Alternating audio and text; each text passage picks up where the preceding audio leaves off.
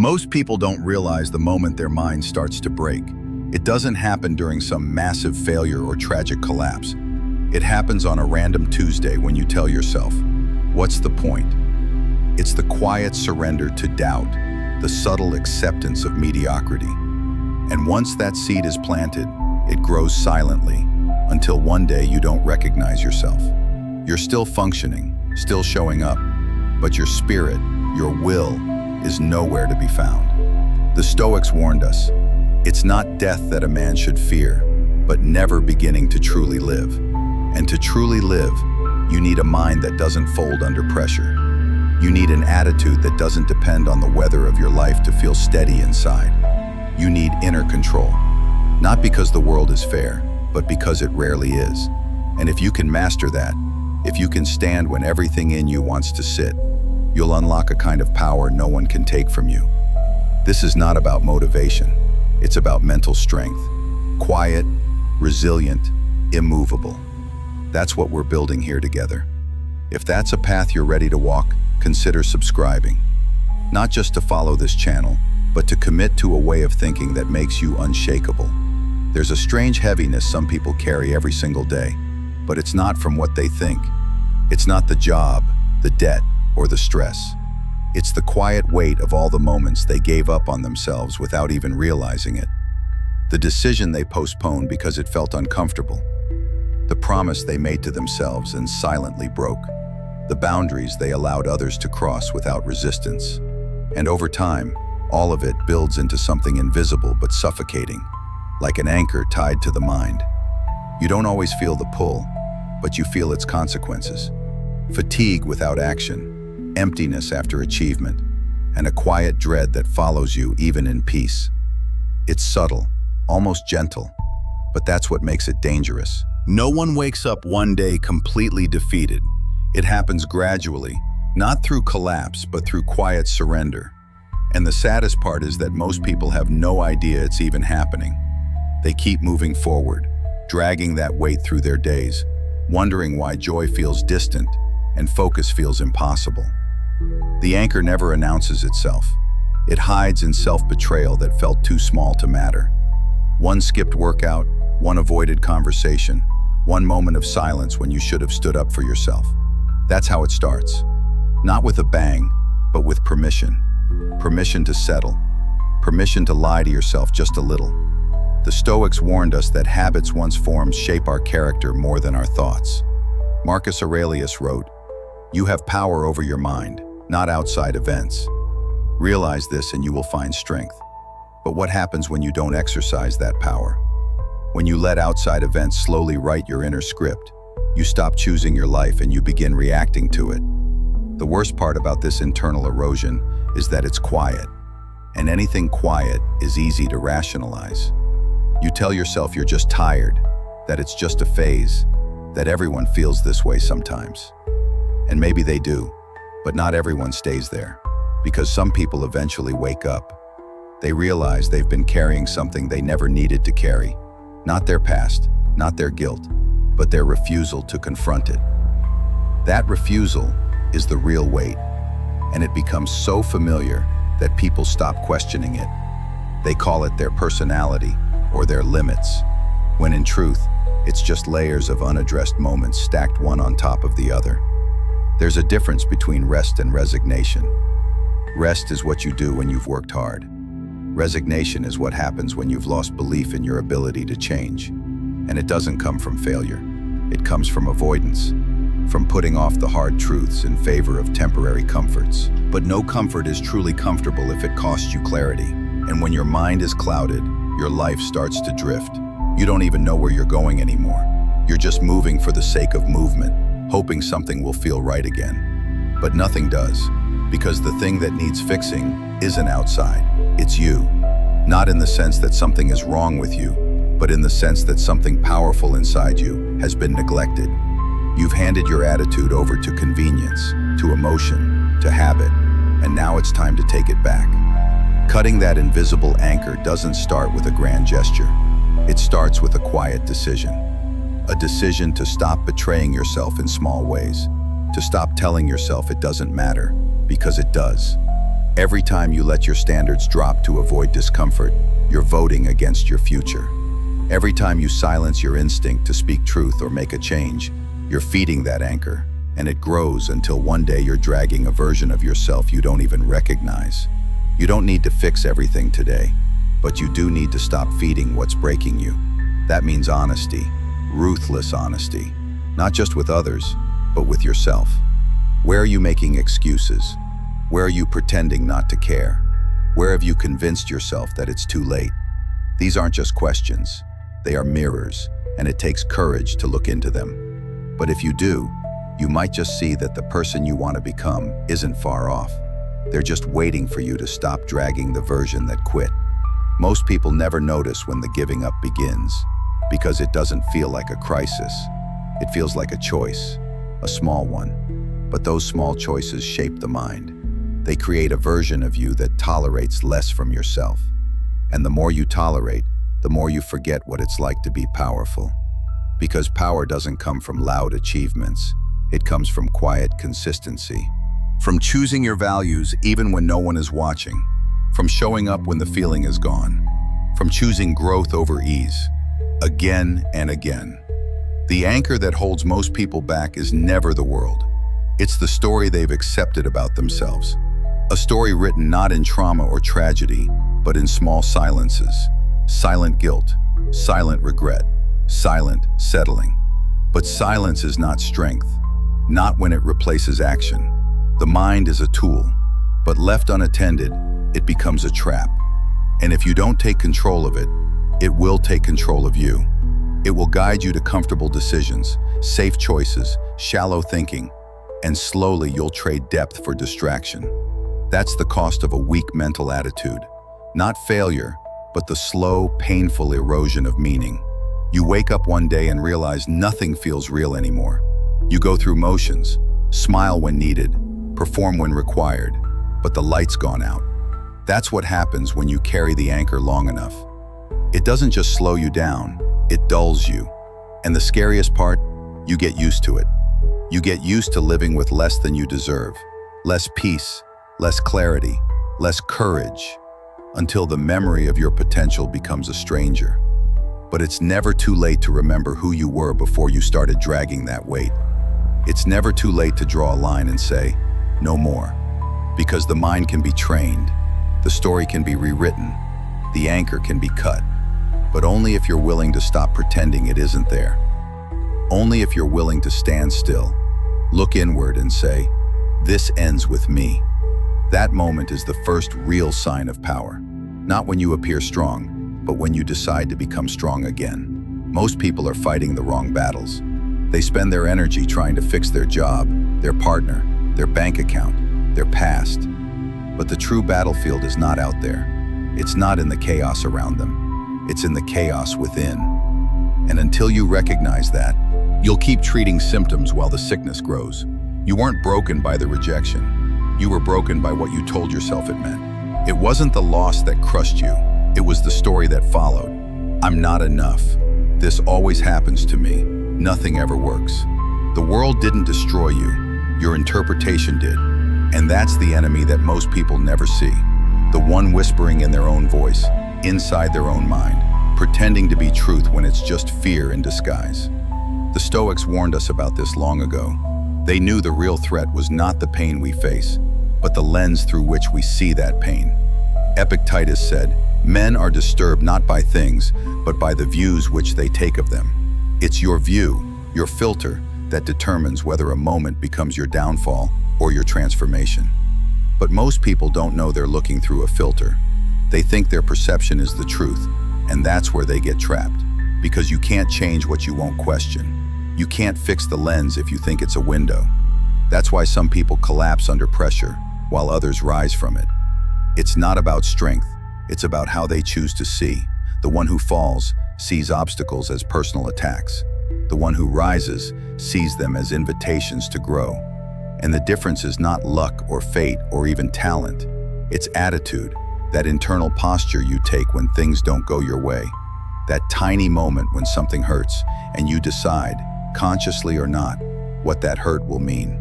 Most people don't choose in that moment. They react. and their reaction becomes a habit. Over time, they stop seeing the world for what it is and start seeing it only through their past pain. That's when life starts to feel like a repeating loop, the same patterns, the same fears, the same results. Not because the world is against you, but because you've become loyal to the version of yourself that was shaped by hurt. You've internalized your wounds as identity, and that's what the enemy within does. It convinces you to carry the voice of your pain into every room you enter. So even when things are good, even when people love you, even when you have a chance to grow, you sabotage it. Not because you want to suffer, but because suffering has become familiar. And in a strange way, familiarity feels safer than change.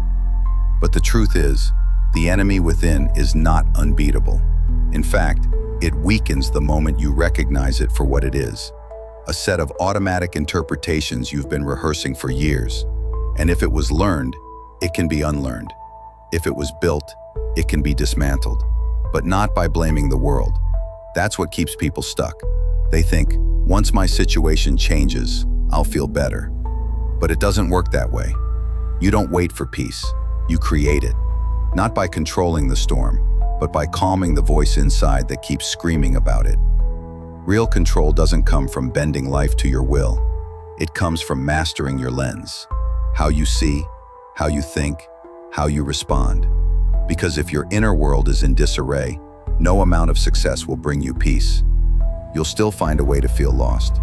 You'll still doubt yourself in the quiet moments. You'll still carry that restlessness, that edge, that feeling that something is off, even when everything looks fine on the outside. That's the trap of chasing change without fixing perception. You reach your goals, but your mind stays the same. And eventually, it pulls you back to where you started. You don't need the world to be easier. You need your mind to be stronger. And strength doesn't come from avoidance. It comes from confrontation. Facing the stories you've been telling yourself, interrupting them, challenging them, replacing them. Not just once, but over and over until your mind knows a new way. Until your first instinct isn't self-blame or panic or shutdown, but calm, clarity, and resolve. That's when you know the enemy within is no longer in charge. When your reactions no longer rule your reality. Carl Jung said, "The most terrifying thing is to accept oneself completely." And maybe that's why most people never look inside. Because what they find there isn't just darkness, it's potential. And potential demands responsibility. It demands you stop making excuses. It demands you rise above the comfort of victimhood and claim authorship over your perception. That's the hard part. It's easier to believe the world is the problem. But once you see the pattern, once you realize it's your interpretation shaping your experience, you can never unsee it.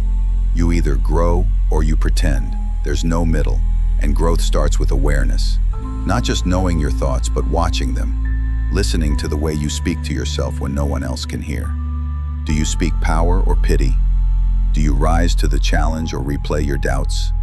That voice inside you, it's not fixed, it's not fate, it's a habit. And like any habit, it can be rewired, slowly, intentionally, with patience. Every time you choose a new interpretation, every time you shift your perspective from why me to what now, you are dismantling the enemy within. You are not your failures.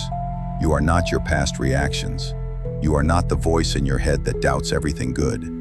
You are the one who chooses whether to keep listening. That's your power. That's where freedom lives. Not in what happens to you, but in how you frame it. That's the art of building an unbreakable mind. Refusing to let circumstances define your identity. Refusing to let pain become your language. And refusing to let the enemy within be louder than the purpose pulling you forward. Most people never realize how much control they have over their reality. Not the external world that will always move the way it moves, but their inner world, the place where meaning is made. That's where the real power lies. Something difficult happens, and two people walk away from it with entirely different stories. One sees loss, the other sees preparation. One feels punished, the other feels shaped. And the only difference between them isn't luck, intelligence, or circumstance. It's interpretation. That silent, invisible lens that turns experience into either fuel or poison. And most of the time, that lens gets built without our awareness. It's shaped by fear, by old wounds, by things we were told when we were too young to question them. But at some point, if you want to live with strength, you have to take that lens into your own hands. You have to stop reacting and start choosing what things mean. It's a simple truth, but most people never consider it. Nothing in life has meaning until you give it meaning. A delay is not inherently frustrating. A failure is not inherently humiliating. A rejection is not inherently a reflection of your worth. They only become those things when you assign them those labels. But if that's true, if you're the one assigning meaning, then it means you have a say in how any experience shapes you. That's not wishful thinking, that's freedom. And it's not about pretending everything is good.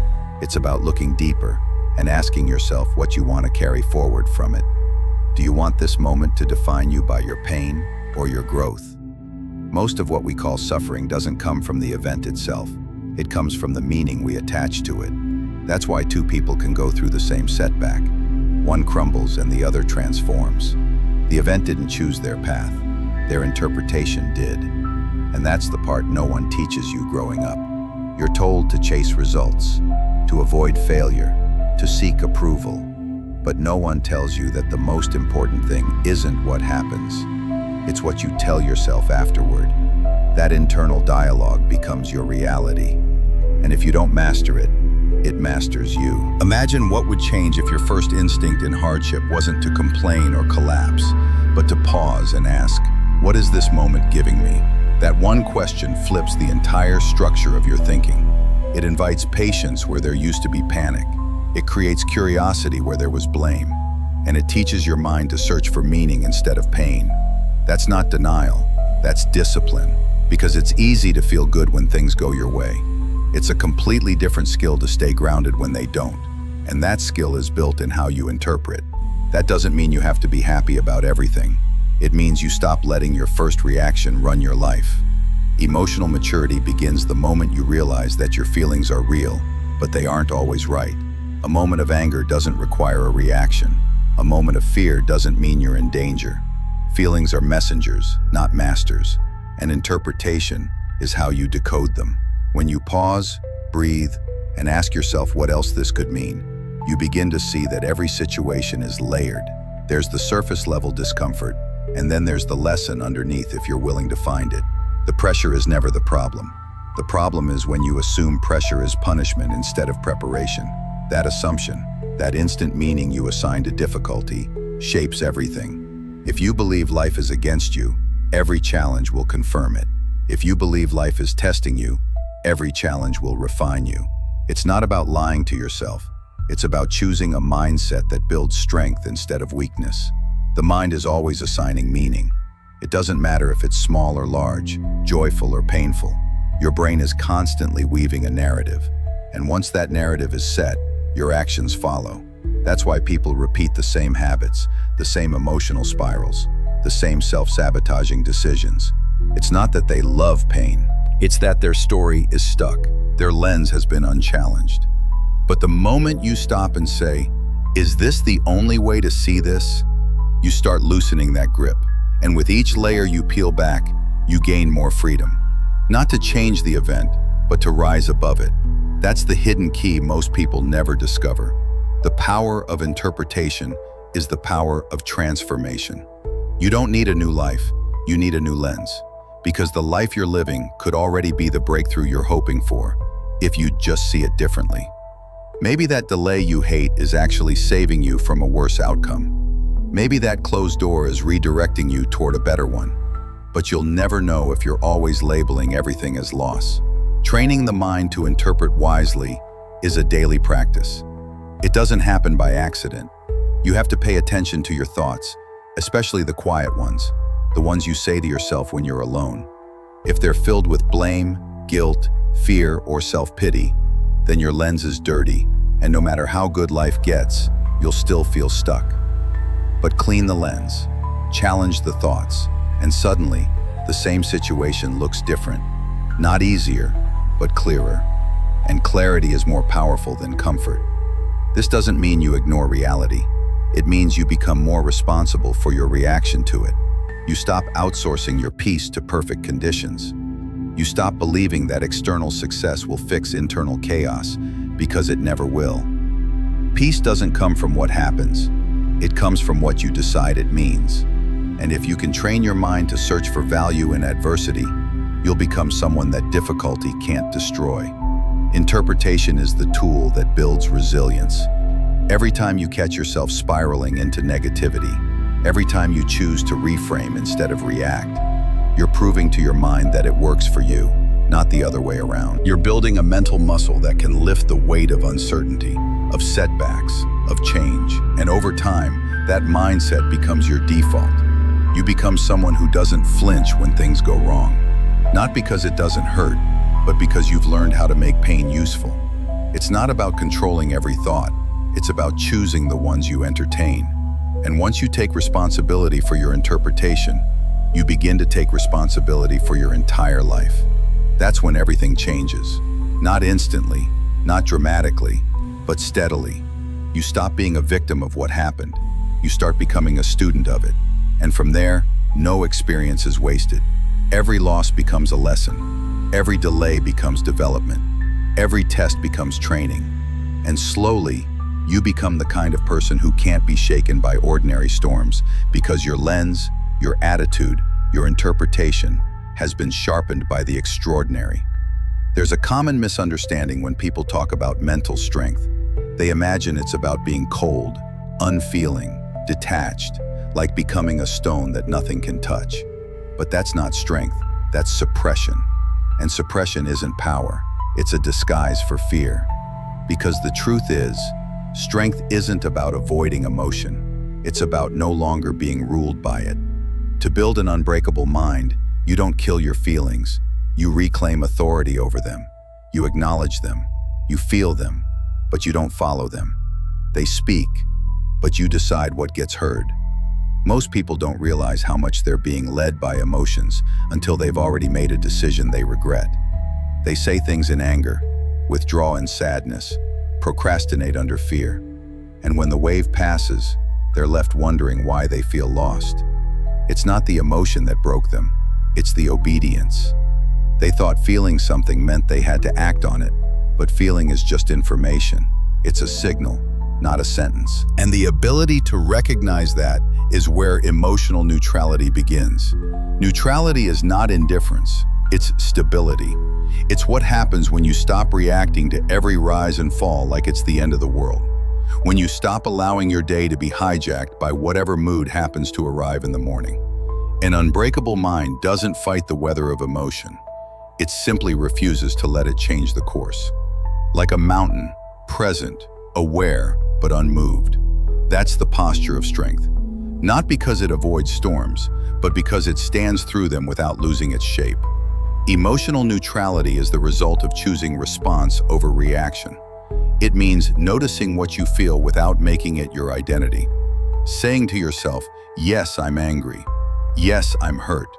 But I choose not to let this speak for me. That's not weakness, it's restraint.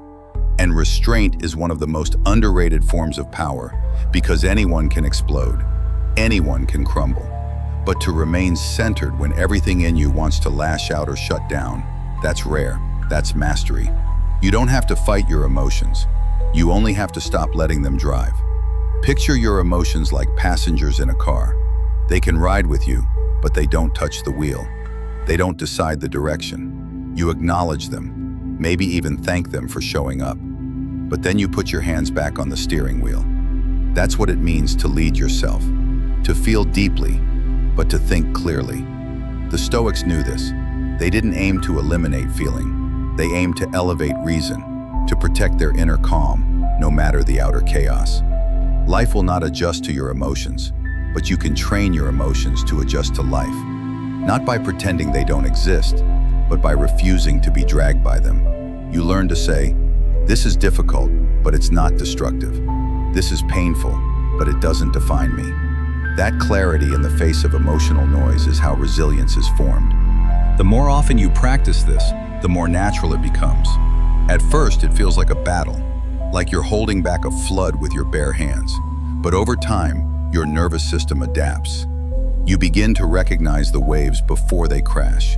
You catch the thoughts before they spiral, and you no longer fear your own reactions because you've built the space between what you feel and what you do.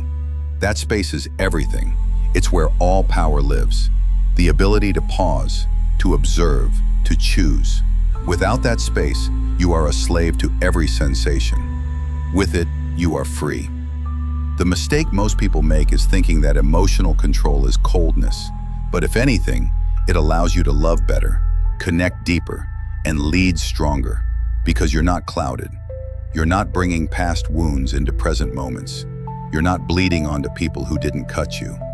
Neutrality gives you the clarity to show up as your full self, not your fearful self. And that changes everything. Your relationships, your decisions, your peace. It's easy to be calm when nothing is testing you, but the real test is staying centered. When life isn't cooperating, when the deal falls through, when the person disappoints you, when the plan collapses, that's when neutrality is proven, not in theory, but in practice. You get to decide, will I be pulled by emotion or anchored by principle? The latter is what makes you solid, and the more you choose it, the more your default response becomes calm. Even when chaos is loud, there will always be moments that shake you. Loss, betrayal, unexpected turns. You're not made of steel, you're human, and humanity is not weakness. It's the condition through which strength is built. You don't rise by ignoring your humanity. You rise by organizing it. You take the fear and point it toward action.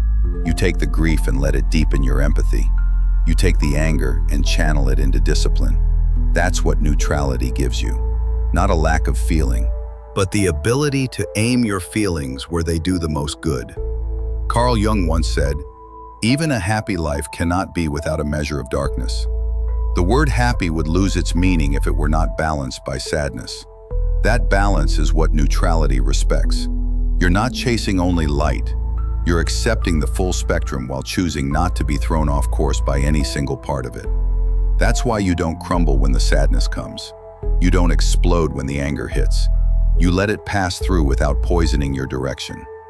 Eventually, this becomes less about self-control and more about self-rust.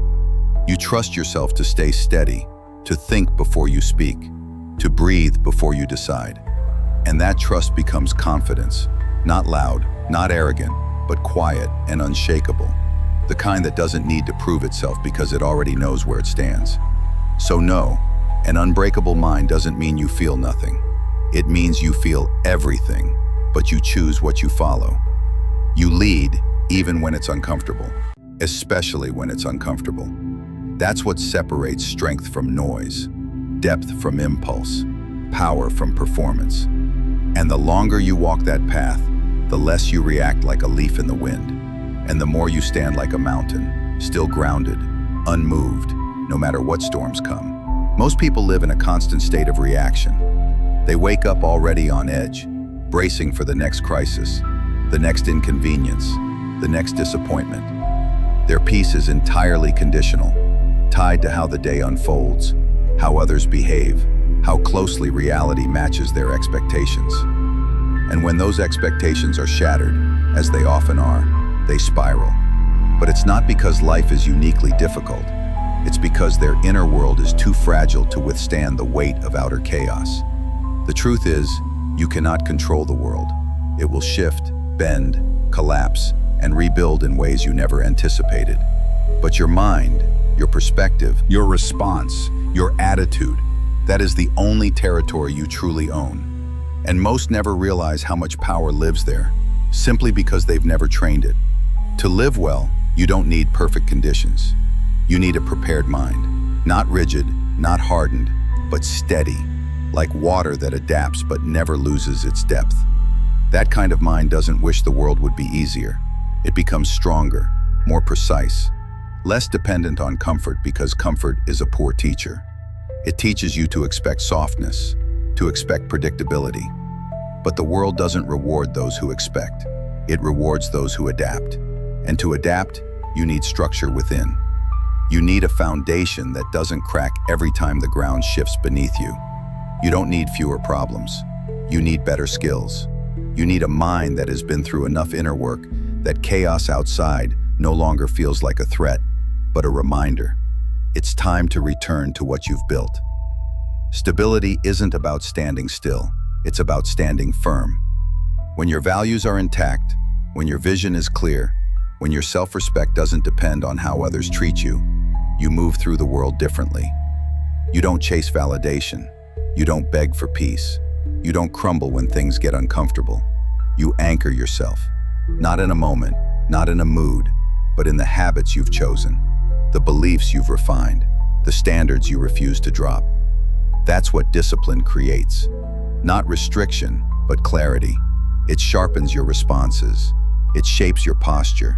It keeps your mind sealed like a vault, untouched by every gust of noise that blows through the day. That doesn't mean you don't feel. It means you don't get swept because your center is strong. Not because life gave it to you, but because you carved it from the parts of you that used to be weak. That carving is not comfortable. It takes awareness, commitment, and discomfort. But it's the discomfort that reveals where your work is, where you still panic, where you still seek control outside because you haven't claimed it inside. And that's the work most avoid. They would rather manage every possible outcome than learn how to manage themselves. But when you stop fearing the storm, you stop needing to control the sky. You walk into the chaos, not as a victim, but as someone who knows their power doesn't come from prediction. It comes from preparation. Inner stability comes from making your mind a place you can live in. Most people's minds are chaotic, not because they are broken, but because they are cluttered, filled with unchecked fears, borrowed beliefs, and unexamined thoughts that repeat like background noise. And when outer chaos hits, that noise becomes unbearable. But when you clean the internal space, when you declutter, simplify, clarify, you realize that peace isn't something you chase.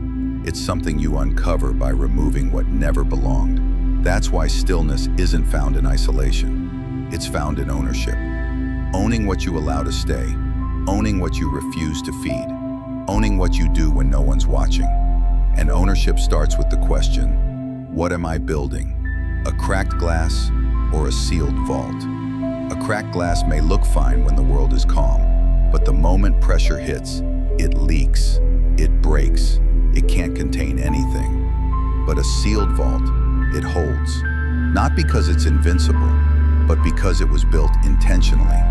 Every layer reinforced, every weakness addressed, every corner secured. That's what discipline does. It's not just about routines.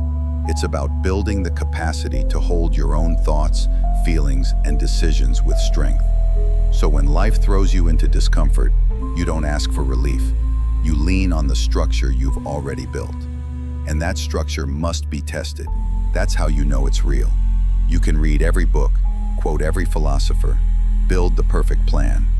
But if you fall apart every time the day doesn't go your way, then the structure was never strong. It was theoretical.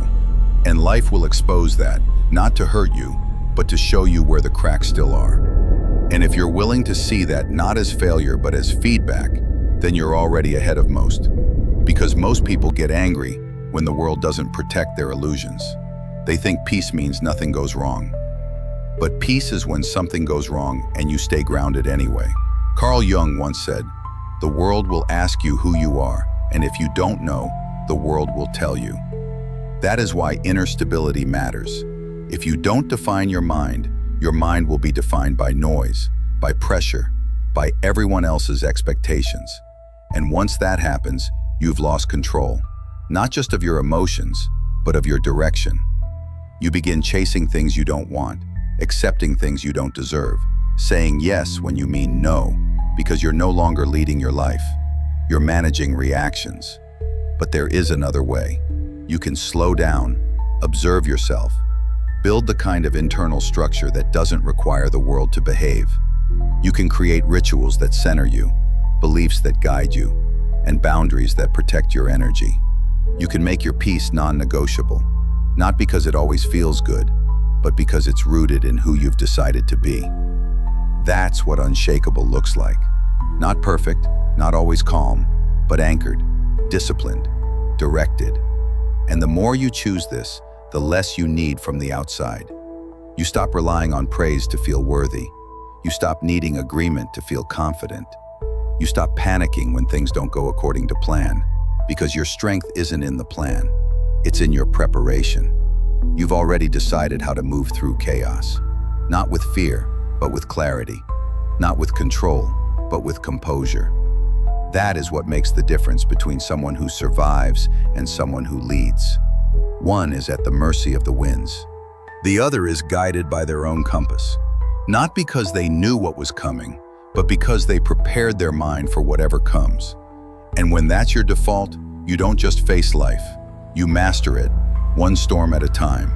People talk about resilience like it's a personality trait, like some people are born with it and others aren't. But that's not true. Resilience isn't gifted, it's practiced. It's not a switch you flip in a crisis. It's a muscle you build in the quiet, ordinary moments of life when nobody's watching. It's forged in those uncomfortable decisions you make when comfort would be easier.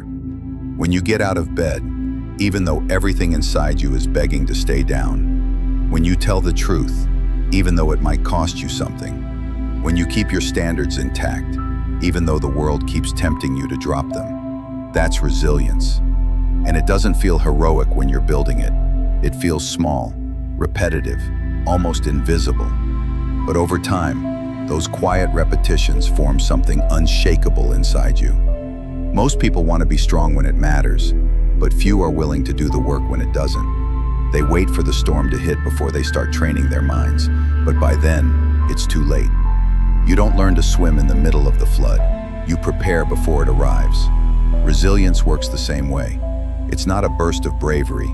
It's a ritual of returning to your principles over and over, even when you don't feel like it. Especially when you don't feel like it. That's the moment where real strength begins. When your emotions beg you to quit, to hide, to retaliate, and instead you choose to stay the course. Choosing the hard thing isn't dramatic. Sometimes it's as simple as not saying the thing you know will hurt someone. Sometimes it's biting your tongue, walking away, or doing the work you promised yourself you'd do long after the excitement is gone. It's writing when you're uninspired. It's staying disciplined when you're unnoticed. It's sticking to your process when results are nowhere in sight. This isn't glamorous, but that's the point. Resilience is quiet. It's not a loud declaration. It's a steady presence, a silent agreement you make with yourself. I will not fold. Over time, this repetition forms your character. Not because you never fall, but because you always get back up in the same direction. Resilience doesn't make you untouchable. It makes you returnable. You return to your vision, your values, your integrity, again and again. That's what builds momentum. Not motivation, not intensity, but ritual. You decide what kind of person you want to be, and then you rehearse it, day in, day out, until it becomes your nature. Not perfect, but dependable. Not flashy, but real. This practice isn't easy because it asks you to act from principle rather than impulse, to choose patience over anger, discipline over convenience, honor over short-term gain. That kind of decision isn't rewarded immediately. Often, no one sees it. No one claps for it. And that's where most give up, because they're still chasing recognition instead of identity. But the Stoics taught us that your character is your fate, and character is not built in emotion. It's built in repetition, in the pattern of your decisions. One day, you'll face a moment that tests everything you believe in. You won't see it coming. There won't be time to prepare. And in that moment, you will act on whatever rituals you've been building all along. If you've trained yourself to react out of fear or frustration, that's what will show up. But if you've practiced stillness, clarity, and principle, then even in pressure, you'll hold your ground. That's why the practice matters. It's not about being ready for one big moment. It's about becoming someone who's always ready, because your foundation isn't built on emotion, but on deliberate choice. Aristotle once said, "We are what we repeatedly do." Excellence, then, is not an act, but a habit. The same is true for resilience. It's not something you summon, it's something you live into. And the way you live into it is by creating systems that make your values automatic. You don't wait to feel strong. You structure your life in a way that makes strength more likely. You reduce the friction between your intention and your action. You eliminate distractions. You protect your time. You rehearse what matters. And slowly, you create a rhythm that supports you, even when motivation vanishes. This isn't about never breaking down. It's about returning faster. Each time you fall, you return a little quicker, a little clearer, a little stronger. You learn to fail forward, to treat the setback not as proof of weakness, but as part of the ritual. Because failure doesn't disqualify you from the path. It deepens your commitment to it. It reminds you what's real, what matters, what's worth returning to. And that's where grit is born, not in avoiding the fall, but in choosing the rise. You may think it's too late to build this kind of strength, that you've already given up too many times. But resilience doesn't care where you've been. It cares what you do next. The next choice is always yours. The next hour, the next day, the next decision. That's where your power lives. Not in the past, but in the pattern you create now. And every pattern begins with one small, inconvenient, courageous step. That's the truth most overlook. They want transformation, but they ignore the tiny rituals that lead there. So if you want to become unbreakable, stop waiting to feel different. Start doing different. Start showing up when it's hard. Start honoring your word even when no one is watching. Start living by a code that doesn't flex with your emotions. Let your actions become so consistent that even doubt grows tired of testing you. Let your discipline speak louder than your doubt. Let your small daily choices tell a bigger story about who you are becoming. The ritual of resilience is not grand. It's not heroic in the way movies portray it. It's in the ordinary moments, the unnoticed mornings, the quiet commitments, the decisions no one claps for. But that's where the power is. That's where the edge lives. And over time, those little acts of integrity compound into something extraordinary. Not because you're extraordinary, but because you built something most never take the time to build. A foundation that holds. Resilience isn't a feeling. It's not about feeling strong. It's about showing up even when you don't. It's about becoming someone who no longer needs permission to act from their highest self. Someone who lives the values they speak about. Someone who turns discomfort into ritual, pain into process, fear into fuel. Someone who doesn't rise because they feel ready, but because rising has become their way. There's a moment, usually subtle, when a feeling tries to claim your identity. You wake up tired and think, I must be lazy. You feel uncertain and say, I must be weak. You feel overlooked and believe, I must be worthless. But those aren't truths. They're interpretations of emotion, temporary states pretending to be permanent realities. And if you're not careful, you'll start shaping your entire life around those fleeting moments. You'll make long-term decisions based on short-term discomfort. You'll build your self-concept on feelings that were never meant to stay. But you are not your feelings. You are the space behind them. You are the awareness watching them rise and fall. You are the one choosing what to do with what shows up. The danger isn't in having emotions. It's in confusing them for identity. It's in letting a moment of sadness convince you that you are a sad person, or letting a wave of anxiety dictate that you must be broken. But feelings are just signals, raw data from your body, your environment, your thoughts. They arrive unannounced. They demand attention. And if you're not grounded, they can take over. But that takeover only happens when you forget who's in charge. When you forget that, you can pause, step back and say, this is just a feeling. It's not the whole truth. What people rarely understand is that emotions don't need to be fixed. They need to be felt, understood, and then released. You're not supposed to trap them, nor should you let them rule you. Let them speak, but don't let them write the story. Let them pass through, but don't let them rearrange your values while they're visiting. Because when you let feelings dictate who you are, you become inconsistent. One day you're confident, the next you collapse. One disagreement and your identity dissolves. That's not because you lack strength. It's because you've allowed emotion to become your ruler instead of your advisor. Carl Jung once said, I am not what happened to me. I am what I choose to become. That includes what happens inside you. You are not what your anger tells you. You are not what your fear whispers. You are not what your insecurity suggests. You are the one deciding what to build with it. And if you don't claim that role, if you let your internal weather determine your external behavior, you'll never be stable. You'll constantly shapeshift depending on what shows up emotionally. You'll never feel grounded because your foundation isn't built on principle. It's built on moods.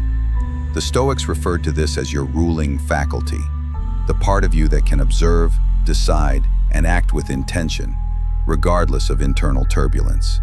It's not about suppressing what you feel. It's about separating your choices from those feelings. It's the quiet strength of watching a storm pass through your body without letting it steer your life. It's the practice of noticing a wave of doubt and saying, I see you, but I've got something more important to follow. And yes, it is a practice. It's not something that happens automatically, especially if you've spent years reacting instead of responding. Years believing every thought, obeying every emotional impulse, and wondering why you always feel one step behind your own pace. But you can interrupt that cycle. You can watch a thought come in and not let it build a home. You can feel overwhelmed and still move forward. You can experience fear and still choose action. That's the distinction that changes everything. Action doesn't have to wait for emotion to get in line. Once you learn to sit with feelings without fusing with them, you start building emotional endurance. You stop making everything so personal. Someone criticizes you, and instead of internalizing it, you assess it. You feel anxious, but instead of shutting down, you keep going. You don't wait to feel ready. You don't chase motivation. You lead yourself. You show up in spite of the noise, and slowly, you start trusting yourself. Not because you always feel good, but because you've proven you can act wisely, even when you don't. That's how resilience begins. Not with becoming emotionless, but with becoming emotionally sovereign. You feel the same things everyone else does, but you don't let them become the compass. You don't assign meaning too quickly. You let the moment breathe. You give yourself room to ask, is this feeling telling me the truth, or just echoing an old story I haven't let go of?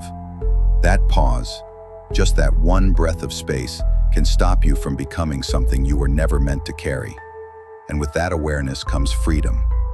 You're no longer at the mercy of your inner states. You can wake up tired and still be focused. You can feel rejected and still know your worth. You can be uncertain and still move with purpose, because you've separated what you feel from what you choose. And that separation is everything. That's what builds identity. Not the emotions you experience, but the values you return to when those emotions show up. The world will try to tell you who you are based on how you act in your worst moments. But you know better. You know that a bad day doesn't erase a strong foundation, that a single failure doesn't erase your progress, that a wave of anger doesn't undo your character, because you're not here to be perfect. You're here to be consistent, grounded, aware. And that requires owning your role as the one who chooses, not the one who obeys whatever feeling knocks the loudest. Eventually, you realize that emotional maturity isn't about how often you feel good. It's about what you do when you don't. It's about how you carry your values through discomfort, how you speak with honesty even when your pride is bruised, how you stay silent when your ego wants revenge, how you move with grace when your heart wants to break everything in sight. That's the real work, the invisible strength, the kind no one sees but everyone feels when they're around you. Because when you master this, people notice, not because you seem stoic or cold, but because you seem rooted. You're no longer rattled by every storm. You don't explain your every mood. You don't project your pain onto others. You carry yourself with an inner steadiness that can only come from knowing exactly who you are and who you are not. You are not your emotions. You are the one guiding them. And that difference, practiced daily, is what makes your mind unbreakable. Most people are careful about what they eat, what they breathe, and what they wear. They filter their water, read the labels on food, and cover themselves in cold weather. But when it comes to the mind, when it comes to what they allow into their thoughts, they're reckless. They scroll endlessly through drama, negativity, fear-based headlines, cheap entertainment, and other people's opinions, without stopping to ask what it's doing to them. And it is doing something. Just because it's invisible doesn't mean it's harmless. In fact, the invisible things shape you more than anything else. The quality of your attention, the thoughts you allow to settle, the voices you listen to, the content you consume. These are the building blocks of your inner world, and if you don't guard them carefully, your mind becomes a landfill of noise you never chose, but slowly learned to live with. If your mind were a house, would you let just anyone walk in? Would you let someone come into your living room and shout insults, lies, and fear for hours? Probably not, but people do it all the time. Through their phones, their TV, their social media, their conversations. They let their focus become contaminated, and then they wonder why they feel drained, anxious, unfocused, or unsure of themselves. It's not always because something is broken. Sometimes it's because too much noise has built up and crowded out the clarity. The mind doesn't function well when it's overstimulated. It doesn't make sharp decisions when it's bloated with gossip and reaction. It can't lead you to peace if all you feed it is noise and distraction. What you consume is not neutral. It either builds you or it breaks you. And it's not just about avoiding obviously toxic content. Sometimes it's the subtle things, the posts that make you compare, the conversations that leave you feeling smaller, the people you follow who make you feel like you're behind. These inputs seem harmless, but they plant seeds. Seeds of doubt, fear, insecurity, and passivity. And the mind, just like soil, doesn't care what you plant. It will grow whatever you water, deliberately or unconsciously. That's why guarding your input is not about restriction. It's about alignment. It's about asking, does this serve the person I'm trying to become? A strong mental attitude doesn't just come from discipline in action. It comes from discipline in attention. If your attention is constantly being hijacked, so is your energy. And when your energy is scattered, your will becomes weak. You become easier to influence, easier to irritate, easier to defeat. That's what happens when you give away your mental space to everything and everyone. You become reactive, not reflective, loud inside, but unclear, busy, but not productive, present, but not grounded. This is why the Stoics emphasized focus. They knew that if you don't choose what to think about, someone else will. Epictetus once said, "The key is to keep company only with people who uplift you, whose presence calls forth your best." That principle applies not just to people, but to every form of influence. What you read, watch, hear, and engage with, all of it shapes your mental posture. And if you want to protect your peace, your discipline, your clarity, you need to be ruthless with your attention. Not paranoid, not closed, but intentional. You create a mental environment that reflects the life you want to live, one that promotes depth over distraction, strength over noise, truth over popularity. And this discipline must be daily. You can't clean your thoughts once a week and expect lasting clarity. Just like you don't shower once and stay clean forever, you must filter your mind regularly. Take time to notice what's entering without your permission. Ask yourself whether the voices you're listening to are leading you towards strength or away from it, whether the content you're consuming is making you wiser or just more reactive, whether the conversations you're having are lifting you or leaking your focus. Because every day, your mind is being shaped, not in a moment, but in a million small decisions. And those decisions become your inner environment. When you walk through a polluted city, you wear a mask to protect your lungs. But when your mind walks through polluted ideas, do you have any filter in place?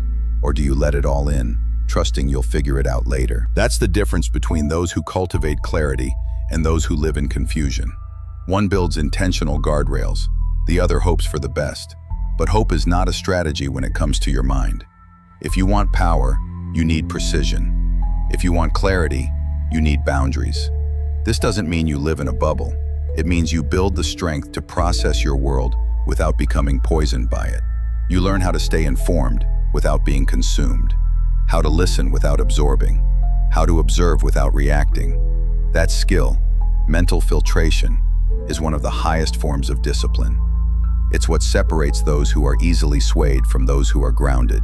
It's what allows you to move through the world without losing yourself in it. Because at the end of the day, An unguarded mind is an unstable one. It might look fine on the surface, but it's constantly shifting under pressure. And that instability shows up in your decisions, your confidence, your energy, your focus. If you're serious about becoming mentally unbreakable, this is where it starts. Not with willpower in big moments, but with quiet decisions about what you let in, what you feed yourself when no one is watching, what kind of mental diet you live on. Just like your body changes based on what you eat, your mind changes based on what you consume. And if you want to be sharp, clear, focused, and strong, then you must treat your input like it matters, because it does. It's not about perfection. It's about awareness, about catching yourself before the mind spirals and gently asking, is this helping? Most people never ask that question. They let the scroll continue, let the drama repeat, let the gossip echo, and then wonder why they feel stuck. But stuck is often not a condition. It's a side effect of polluted input. Clean the input, and the path often clears on its own. Remove the distractions, and suddenly the next step becomes obvious. The mind is not weak. It's just overwhelmed. Remove the noise, and what's left is power. So choose carefully, guard wisely, and remember, your mind is the gateway to everything. What enters your mind eventually enters your life. What you allow in shapes what you believe, and what you believe shapes who you become. Make sure the path you're on is one you chose, not one you drifted into. And that begins with one simple practice. Pay attention to what you give your attention to, because that, more than anything, will determine the strength of your mind. Most people wake up and think about how they look. They wash their face, brush their teeth, change their clothes. They move through physical routines with care and intention, because appearance matters, cleanliness matters, presentation matters. But rarely do they stop to ask, what condition is my mind in today? The same person who wouldn't leave the house in stained clothes will walk into the world with stained thoughts, clinging to resentment, replaying conversations that happened years ago, obsessing over imaginary fears or doubts that were never even theirs to begin with. And they call that normal. But the truth is, the mind is no less a vessel than the body. It needs cleansing, structure, and discipline, or it rots under its own weight. Thought discipline isn't about controlling every single thing that enters your mind. That's impossible. Thoughts are constant. They rise, fall, and shift in ways we can't always predict. But what you can control is what you allow to stay. That's the difference. You don't have to believe every thought just because it arrived. You don't have to follow every emotion just because it showed up loudly. The disciplined mind knows how to pause. It knows how to observe a thought without merging with it, to hear it, examine it, and decide, does this serve me, or is this just noise disguised as truth? The problem is, most people never learn to question their thoughts. They assume that what they think must be real, must be accurate, must be who they are. But the mind isn't a mirror. It's a storyteller. And sometimes it tells you stories based on old pain, old fear, or old conditioning. If you never update the narrative, you'll keep living under scripts that don't reflect who you are now. That's why thought hygiene is essential. Not once a week, not once a month, daily. You clean your thoughts like you clean your room. Not because you're broken, but because clarity gets buried under clutter. And just like clutter piles up without effort, so do negative thoughts. If you don't challenge them, they multiply.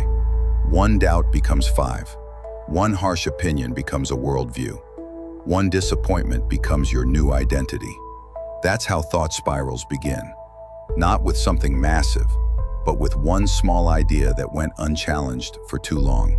You didn't catch it, so it grew. And by the time you noticed, it had already wrapped itself around your decisions, your confidence, your relationships.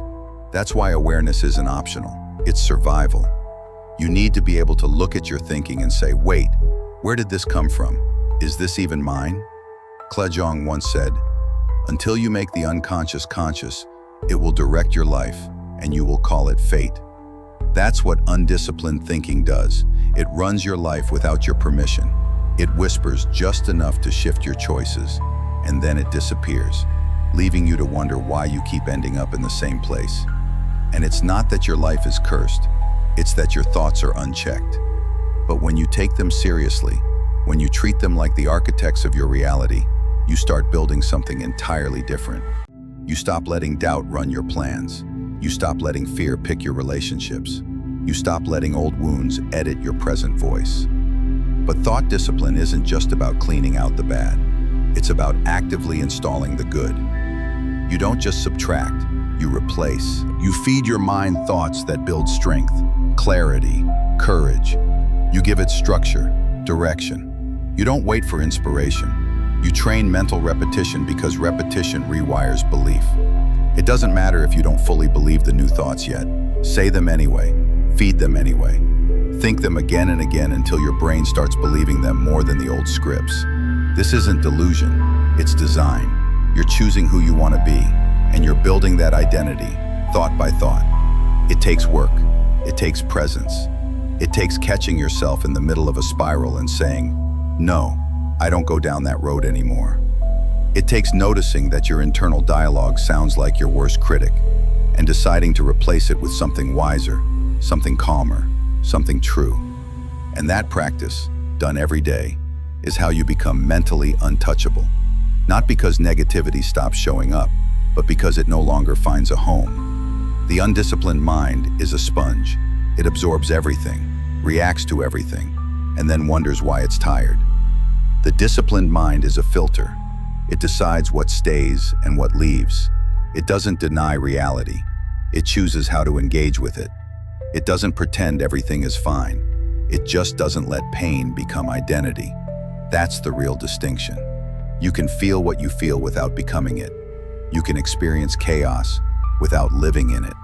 And you can sit with uncertainty without drowning in it. Epictetus said, "No person is free who is not master of themselves." And that mastery begins with thought, not in trying to force silence or peace, but in creating mental order. You become the curator of your mind. You choose what gets amplified and what gets dismissed, what gets practiced, and what gets cut. Over time, this changes how you show up in the world. You stop chasing every reaction. You stop spiraling over what people think. You stop fearing outcomes you can't control because your internal world becomes more stable than the external one. Eventually, that discipline becomes second nature. You don't wake up and feel overwhelmed by every thought. You don't need hours to recover from every doubt. You move quicker through fear. You return faster to calm. You see a negative thought and say, "That's not me. That's a visitor. It doesn't stay here." And that mindset, that inner command, is what turns ordinary people into extraordinary forces. They're not perfect. They're not emotionless. They've just learned how to separate what's real from what's noise.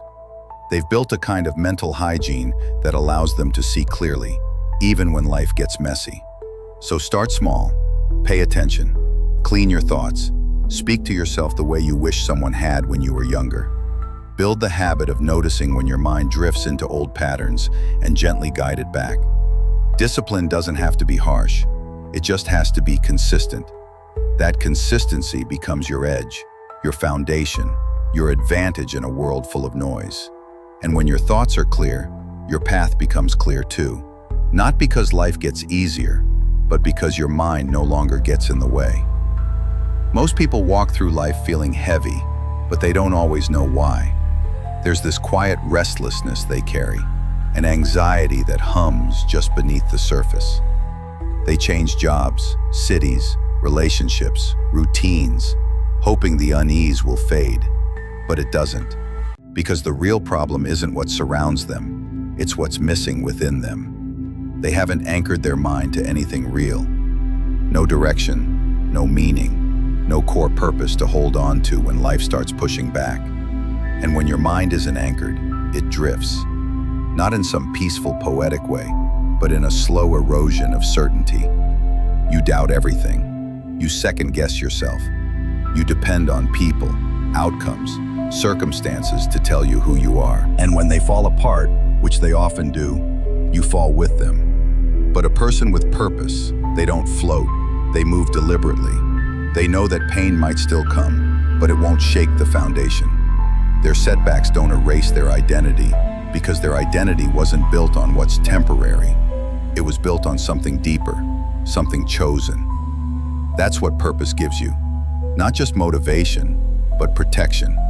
It protects your energy from being wasted on things that don't matter. It protects your attention from being hijacked by distractions. It protects your heart from being handed to people who don't value it. When you know what you're here for, you stop entertaining everything else. And no, your purpose doesn't have to be some grand vision the world claps for. It doesn't have to be understood by others or validated by society. Sometimes it's quiet, personal, inward, but it's still powerful because it gives your life a shape, a reason to endure, a direction to move toward, even when it hurts, especially when it hurts. That's when it matters most. Without it, every small disappointment feels massive. Every delay feels like failure. Every loss feels like the end. But when you're rooted in purpose, even devastation feels like preparation. You start asking, what is this moment building in me? Instead of, why is this happening to me? That shift changes everything, because purpose rewrites how you interpret adversity. Suddenly, rejection becomes redirection. Failure becomes refinement.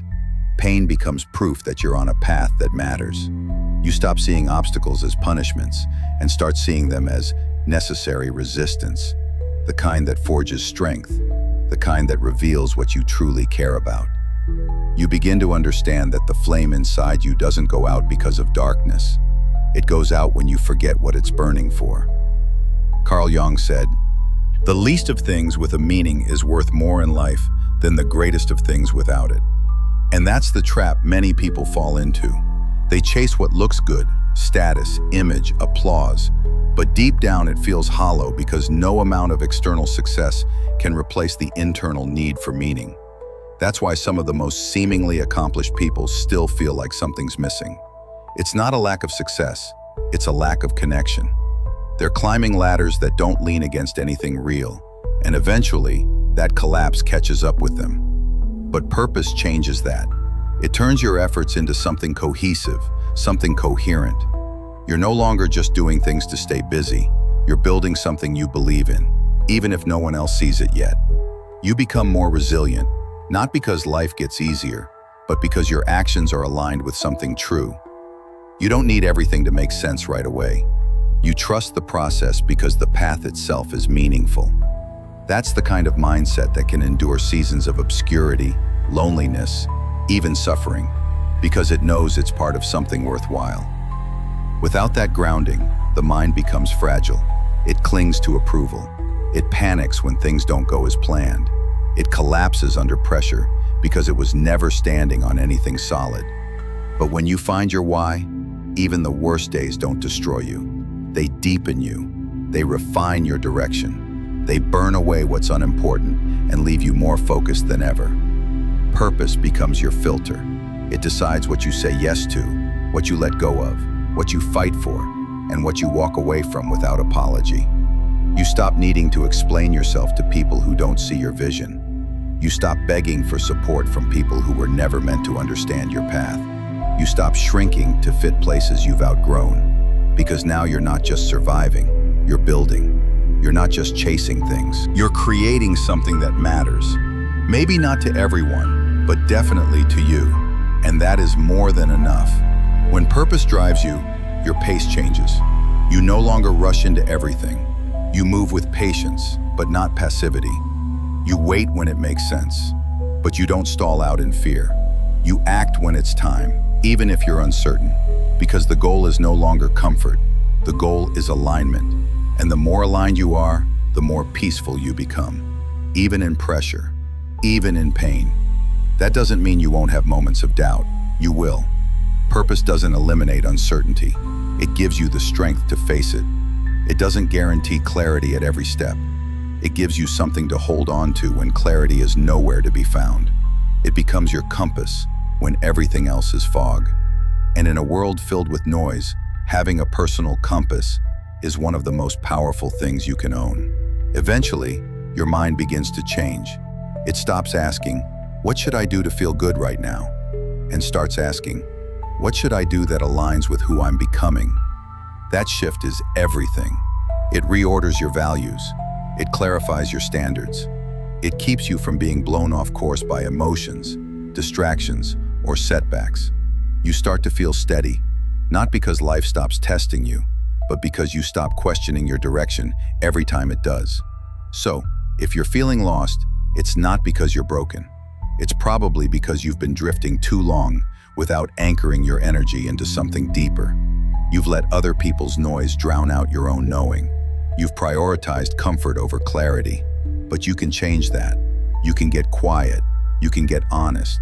You can ask yourself, what actually matters to me? What pain am I willing to endure because it leads somewhere real? What would I keep doing even if no one noticed? The answers to those questions aren't just nice ideas. They're your path. They're the roots that keep you from being blown around by every opinion, every fear, every change in circumstance. Because once your mind is anchored in purpose, it becomes something most people never develop: consistent. And in a world of mental chaos, that kind of consistency becomes your power. Not just to succeed, but to endure, to live fully, to think clearly, and to rise again and again. No matter what life throws your way, there's a moment barely noticeable that lives between what happens to you and what you do about it. It's not loud. It doesn't last long. But in that space is your entire power. Most people never see it. Something triggers them, and before they even understand what they're feeling, they're reacting. They say the thing they later regret. They shut down. They lash out. They retreat. Not because they're bad people, but because they've never been taught that they have a choice. They confuse reaction with instinct, as if it's automatic, as if the emotion is in control. But that's not how it works. Reaction is not a command. It's a habit, and like all habits, it can be changed. The truth is, you are not a puppet tied to the strings of your emotions. You are a person with a mind, and that mind, when trained, can separate what you feel from what you choose. But the training doesn't start in the big moments. It starts in the subtle ones. The moment someone cuts you off in traffic, the moment your friend says something careless, the moment life doesn't go according to plan. You feel the rise of heat, the heart races, the impulse speaks. But if you can pause even for just one breath, you begin to take the wheel. That breath is everything. It breaks the loop. It reminds you that not everything that demands your attention deserves your energy. The discipline of controlled reaction isn't about suppressing your feelings. It's about directing them. Anger can become clarity. Fear can become preparation. Frustration can become insight, but only if you slow down long enough to choose how that energy gets used. Otherwise, it uses you. It becomes an automatic loop. Someone offends you, you explode. Life disappoints you, you collapse. Challenge appears and you either run or freeze. And over time, this loop becomes your personality. Not because that's who you are, but because that's what you've rehearsed. Controlled reaction is a habit of awareness. It's asking yourself, what am I feeling? Instead of blindly acting from that feeling. And that question alone creates space. That space is your leverage. You don't need hours of meditation. You need one clear second of recognition. This is frustration. This is fear. This is pride. And once it's named, it's tamed. Not silenced, but softened. And from that softness, you can respond with intention instead of reaction. You can speak truth without aggression. You can protect your peace without turning cold. You can stand firm without becoming rigid. But that space isn't given, it's trained. You train it by practicing when it's easy, so you can apply it when it's hard. When you feel disrespected, but choose to respond with calm. When you feel panic, but choose stillness. When someone disappoints you and instead of cutting them off, you communicate clearly. These aren't passive actions. They're powerful ones because they aren't controlled by the external world. They're shaped by your inner discipline. And that consistency over time becomes peace. You're no longer afraid of being triggered because you've trained your response. You're no longer anxious about uncertainty because you trust yourself to adapt. You stop feeling guilty for everything you say because your words are chosen, not thrown. And you stop regretting the way you handled things because you didn't hand control over to the emotion of the moment. This doesn't mean you're passive. It doesn't mean you let people walk over you. It means your strength is guided, not scattered. You respond when it matters, not because you've been poked, but because you've been principled. There's a difference. One is reactive, a slave to the moment. The other is intentional, a master of it. That mastery isn't arrogant, it's steady. It knows what deserves a reaction and what deserves silence. It knows when to hold firm and when to walk away, not based on pride, but based on values. Over time, this self-leadership becomes visible. People start to notice, not because you talk more, but because you react less. You're not the loudest, but you're often the calmest. You're not trying to prove your power, but it's felt in how you carry yourself. And that presence, built from thousands of quiet decisions to pause, to breathe, to choose, becomes your edge. In a world where everyone is reacting, you become the one who responds, and that makes you magnetic. It makes you reliable. It makes you strong. But more than how others see you, it's about how you feel inside. You start to trust yourself again. You know you won't betray your values when pressure hits. You know you won't say something you don't mean just because your pride was bruised. You know that even when the emotion is intense, your actions will still be aligned. That kind of trust is rare. It's the kind that creates peace, not just around you, but within you, because you're no longer scared of what you might do in a difficult moment. You've met yourself there before, and you handled it with grace, and it always comes back to that split-second space, the gap between what happens and what you do. In that space lives the difference between chaos and clarity, between regret and growth, between being tossed around by life and walking through it with quiet confidence. Train that space, own that space, and you'll find that the most powerful person in the room isn't the one who speaks the loudest. It's the one who controls their reaction without letting their emotion control them. Pain is part of the contract. If you're alive, you're going to bleed. Physically, emotionally, mentally. There's no life without friction. And yet, pain alone isn't what breaks people. What breaks them is the meaning they give to it, the interpretation, the inner narrative that says, this shouldn't be happening to me. That one thought turns challenge into suffering, but pain on its own is just information, a signal, a teacher. And when you begin to reframe it, not as punishment, but as process, you stop fighting it and start learning from it.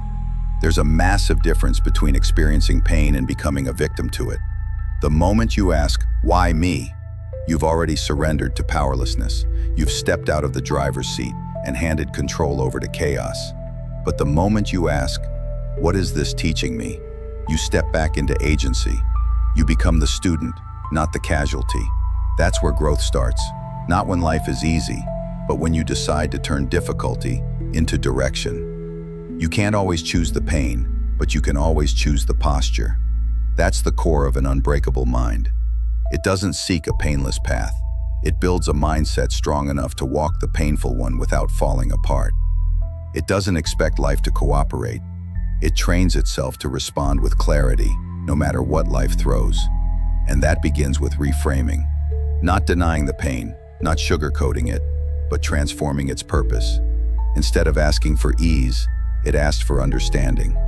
Instead of escaping discomfort, it studies it. Because on the other side of pain, there's always information. Pain sharpens awareness. It reveals weaknesses. It exposes illusions. And if you pay attention, it reshapes you. Sometimes quietly, sometimes violently, but always thoroughly. Carl Jung once said, "There is no coming to consciousness without pain." He wasn't being dramatic, he was being accurate. Growth is disruptive. It doesn't happen in comfort. It happens when your old ways of thinking no longer work. When the version of you that once survived can't carry you forward anymore. That's why life puts weight on you. It's not to destroy you, it's to reveal whether you've built the inner frame to hold what's coming. And if you haven't, the pain becomes your architect.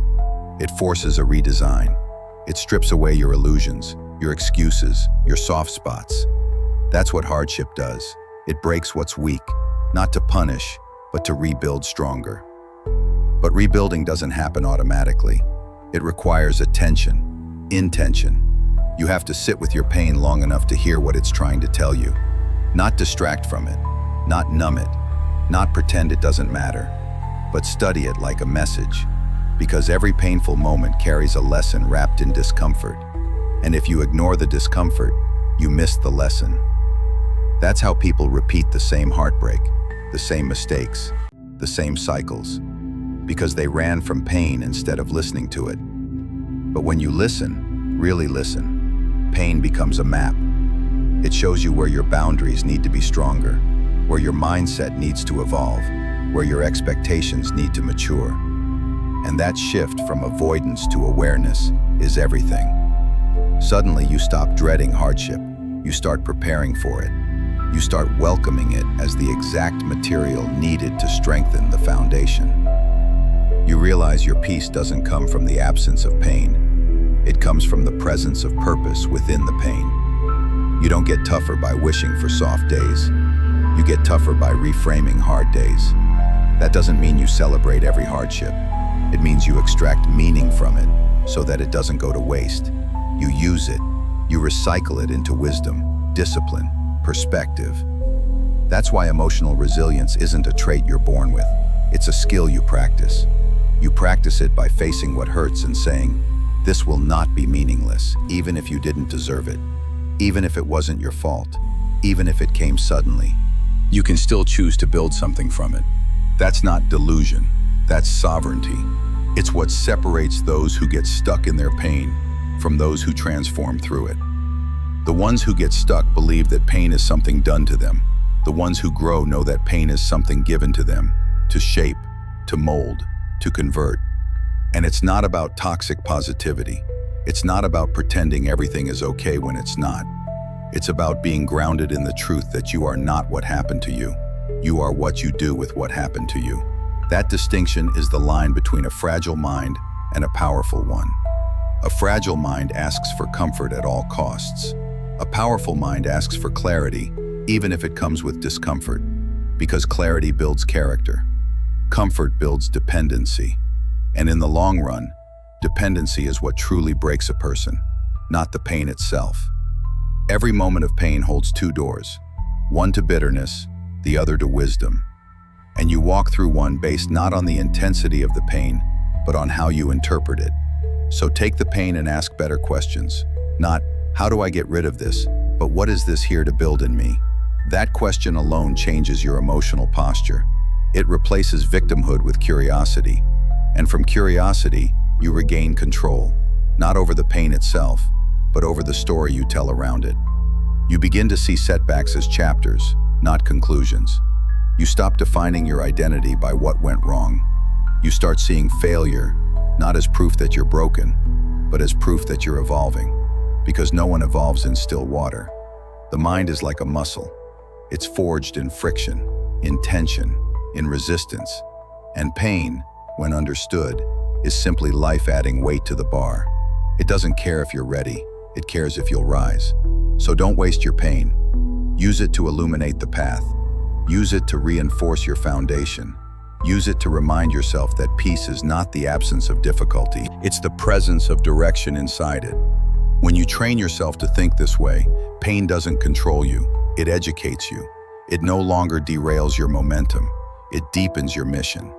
And little by little, you become the kind of person who doesn't crumble at the first sign of discomfort. You become the one who turns every storm into a study and every scar into a story of strength.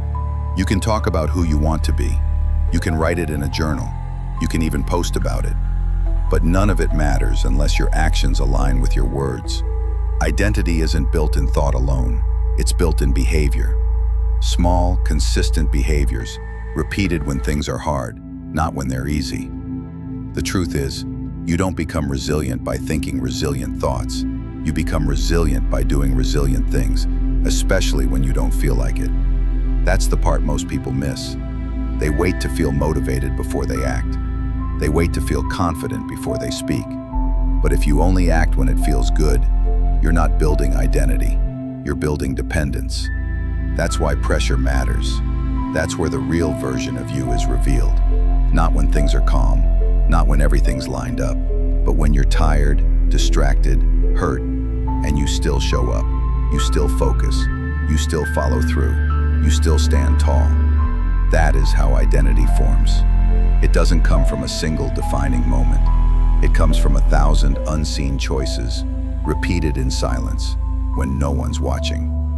That's why repetition under pressure is the real sculptor of self. Because it takes what you say and tests whether it holds when the storm hits. It's easy to say, I'm disciplined. But are you still disciplined when it's raining outside and your alarm goes off at 5 a.m.? It's easy to say, I'm focused. But what do you do when your phone buzzes, your mind wanders, and there's no one there to keep you on track but you? Most people believe identity is discovered, like it's hidden somewhere deep inside, waiting to be unlocked. But it's not. Identity is constructed. It's forged moment by moment, shaped by what you choose to repeat, not once, but again and again, especially when it's inconvenient. That's why the little things matter so much. It's not just about grand gestures or major life changes. It's about micro decisions. Do you finish what you start? Do you stick to your word? Do you do what you said you would, even when no one would notice if you didn't? That's where integrity lives. That's where character is shaped. And over time, those small acts of follow-through become the foundation of who you are, not just in your own mind, but in the eyes of others. Carl Jung once said, "You are what you do, not what you say you'll do." That distinction is sharp but essential, because your actions don't lie. They reflect your priorities, your discipline, your inner architecture. If you say you value growth but avoid anything uncomfortable, your actions will eventually expose the truth. If you say you want peace but you constantly chase chaos, your behavior will always tell the real story. That's why you have to align your actions with your intentions, and not just when it's easy. And here's the beautiful part. The more you act in alignment, the more stable your identity becomes. Doubt fades, confusion clears. You no longer need to convince yourself who you are. You just know, because you've lived it, you've proven it. You've walked through fire and stayed the course. That kind of certainty can't be bought, borrowed, or faked. It's earned, one difficult choice at a time, and it makes you unshakable. Not because life stops testing you, but because you've trained yourself to pass the test every single day. It's important to understand that resilience isn't a fixed trait. It's not something you either have or don't. It's a skill, and like any skill, it's built through repetition. That's why you don't need to be born tough. You become tough by doing the hard thing again and again until it becomes part of you. Not something you reach for in emergencies, but something you carry quietly in everything you do. You walk differently when you know you've earned your strength, but that strength has to be maintained. It's not a one-time effort. Just like physical strength fades without training, mental strength fades without discipline. You have to keep showing up, keep pushing, keep choosing the harder path. Not because you enjoy the struggle, but because you know what it's shaping in you. It's easy to let things slide once you've made some progress, to tell yourself, I've done enough. But identity isn't about what you did. It's about what you do consistently, relentlessly. This is why comfort is so dangerous. It convinces you that you can pause your discipline and still keep your edge. But the truth is, every skipped rep, every broken promise, every compromise, it chips away at the foundation you've built. That's why you need to be ruthless with yourself in the smallest decisions. Not harsh, just honest. Hold the line, even when no one else would blame you for letting go. Because that's how self-respect grows. Not from ease, but from self-enforced standards. At some point, people will try to label you. They'll say, you've changed, or this isn't who you used to be. And they'll be right. Because the person you used to be was built on convenience. The person you've become was built on consistency. You didn't become someone else. You built the person you were always capable of being. That's the real transformation. Not in how loud you get, not in how impressive your words sound, but in how quietly your actions confirm your values. And when people ask how you got there, the answer will sound simple, but it won't be easy. Because the truth is, you just refused to quit. You woke up when it was hard.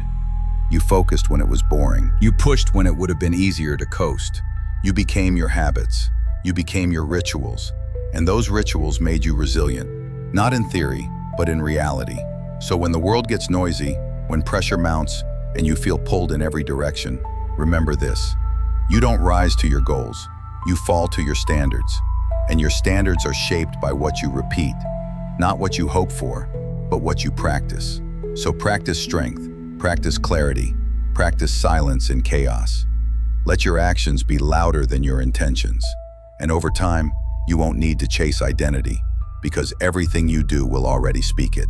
Life has a way of stripping things away from us. The job we thought was secure, the relationship we believed would last, the routines that gave us comfort and predictability. Sometimes, everything external begins to fall apart at once. But the person who endures isn't the one with the most resources. It's the one who refuses to let their attitude collapse with their circumstances. Because attitude, more than any possession, more than any plan, is the real armor. It doesn't protect you from pain, but it shields your inner world from becoming corrupted by it. When you lose something that mattered deeply, the temptation is to spiral inward, to let bitterness take root, to let resentment grow wild. But that's where attitude becomes critical. It's not about pretending everything is okay.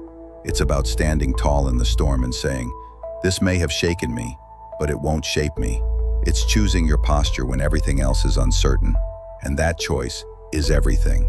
Because while we may not control what happens around us, we always have a say in how we meet it. An attitude rooted in purpose doesn't just help you recover, it helps you rebuild, stronger. It becomes a compass when you're lost, and a shield when you're exposed. The right attitude won't stop heartbreak or failure, but it ensures those experiences don't redefine you. They refine you. And this is where the true transformation happens. Not when life hands you a smooth path, but when you keep your mind upright while walking through chaos. The person who holds their attitude while everything else is shaking becomes impossible to defeat. It's important to understand that attitude isn't just a reaction. It's a trained response. It's cultivated through repeated inner choices. Every time you hold your integrity when shortcuts tempt you. Every time you speak the truth when it would have been easier to lie. Every time you stay calm while others rage. These moments are not small. They are the slow forging of your inner sword. You may not see it right away, but it's there, growing sharper, stronger, more resilient with each test. Seneca once wrote, "A gem cannot be polished without friction, nor a man perfected without trials." That friction you feel, the pressure, the discomfort, the unexpected loss, it isn't meaningless. It's shaping you. The way you carry yourself through it matters more than what's lost, because it's your attitude that tells the world what you're made of. And more importantly, it tells you who you are. Not just in theory, but in practice. People often confuse optimism with attitude, but optimism is fragile. It relies on conditions. It's easy to be hopeful when things are going well. True attitude, on the other hand, is forged in adversity. It's not based on expectation. It's rooted in principle. And principle doesn't waver when the environment changes. That's why your attitude becomes your armor. It's not flashy. It doesn't need applause. It just is. Consistent, quiet, powerful. You'll notice the most grounded people don't panic when things go wrong.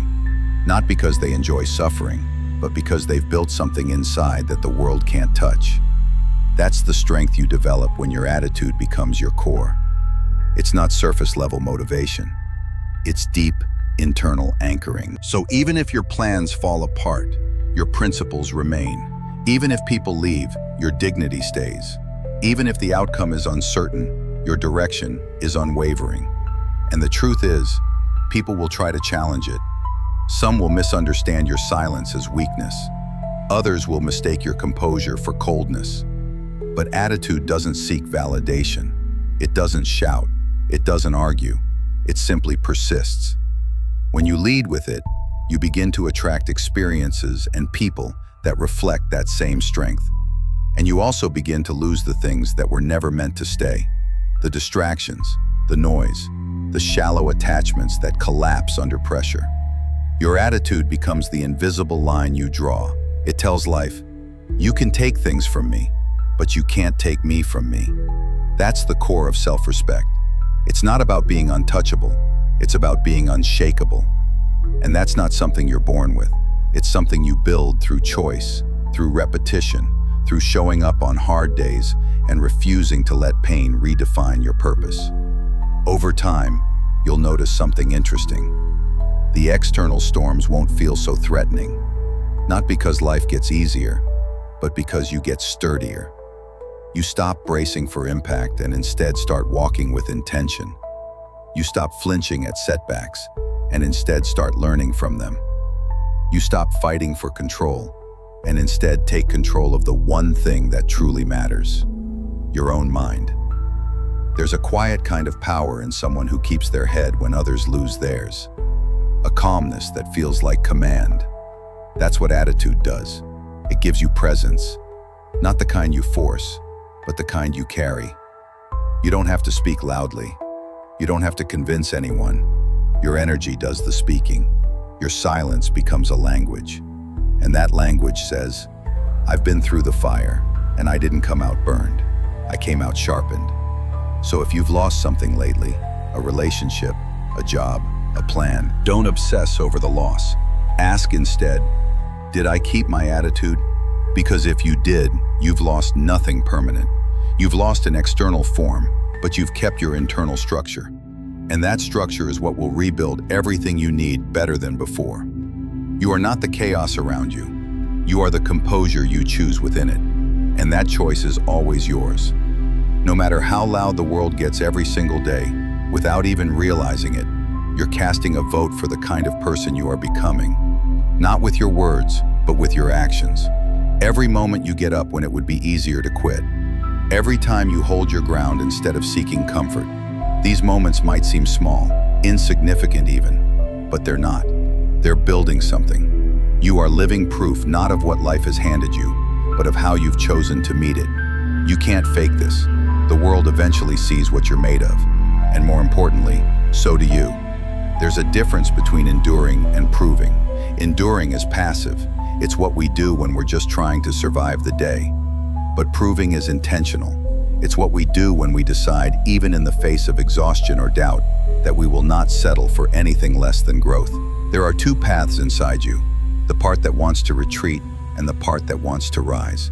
And every decision you make feeds one or the other. The proof of who you are becoming is not found in your imagination. It's found in the repetition of your response to resistance. Most people think they're fragile because they've never trained their mind to be anything else. They avoid pressure, not realizing that pressure is exactly where power is forged. You don't become unbreakable by avoiding what scares you. You become unbreakable by walking toward it, by learning, adjusting, falling forward, and rising sharper. When you choose challenge over comfort, you're not proving your toughness, you're proving your potential. And the more you do it, the more you begin to realize you were never fragile. You were just unfamiliar with your own depth. Carl Jung once said, I am not what happened to me. I am what I choose to become. That choice is the great equalizer. Not everyone starts with the same resources or background or support, but everyone, every single person, has the power to choose how they respond. And that choice becomes your legacy.